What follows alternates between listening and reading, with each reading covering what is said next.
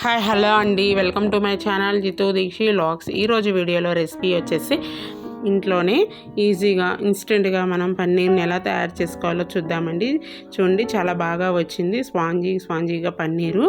మనం హోమ్మేడ్ పన్నీర్ని చాలా ఈజీగా చేసుకోవచ్చండి. బయట షాపుల్లో ఎలా దొరుకుతుందో సేమ్ అదే ప్రాసెస్లో చేసుకోవచ్చు అండి.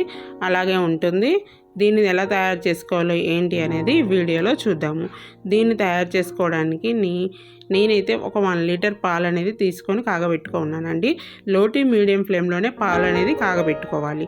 పాలుని ఇలా కాగబెట్టుకున్న తర్వాత నేను ఒక చిన్న గిన్నె తీసుకొని ఆ గిన్నెలో ఈ గెరిటితో నేను ఒక పెద్ద గెరిటె లాంటిది తీసుకున్నానండి. ఆ గెరిటెతో ఒక గెరిటె వెనిగర్ అనేది వేసేసుకున్నానండి. ఒక గెరిటె వెనిగరు వాటర్ అనేది వేసుకొని మిక్స్ చేసుకొని పెట్టుకున్నాను. వెనిగరు డైరెక్ట్గా కాకుండా ఇలా వాటర్లో వేసుకొని మిక్స్ చేసుకొని వేసుకుంటే బాగుంటుంది. వెనిగర్ లేకపోతే మన ఇంట్లో నిమ్మకాయలు ఉంటాయి కదా, ఇంట్లో నిమ్మకాయలతో అయినా ఇట్లా వెనిగర్ బదులు నిమ్మకాయలు కూడా వేసుకొని పిండుకోవచ్చు.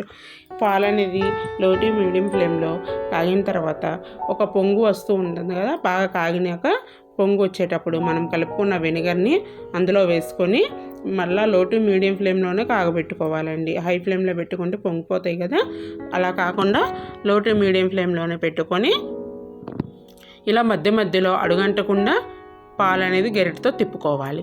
చూసారా, విరగటం అనేది స్టార్ట్ అయిపోయింది.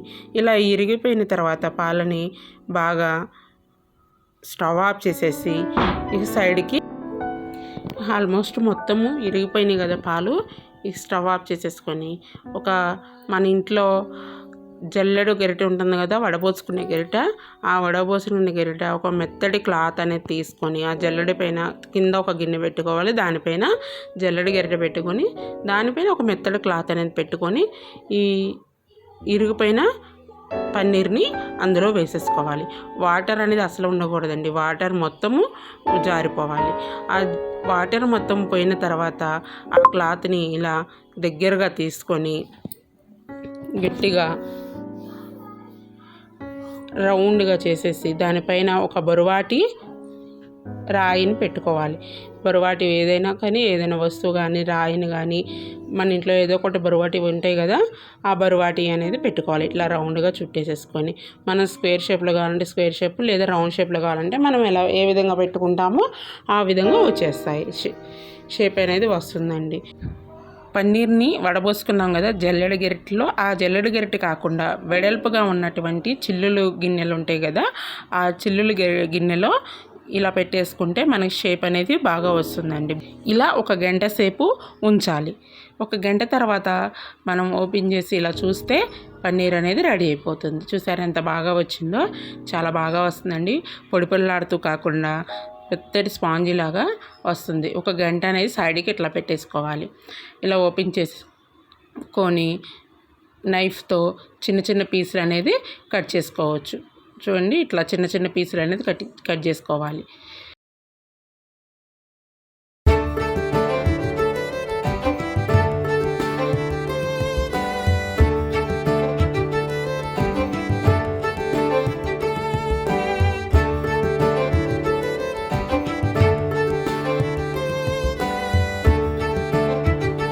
ఇలా కట్ చేసుకొని పెట్టుకోవాలండి పీసులుగా.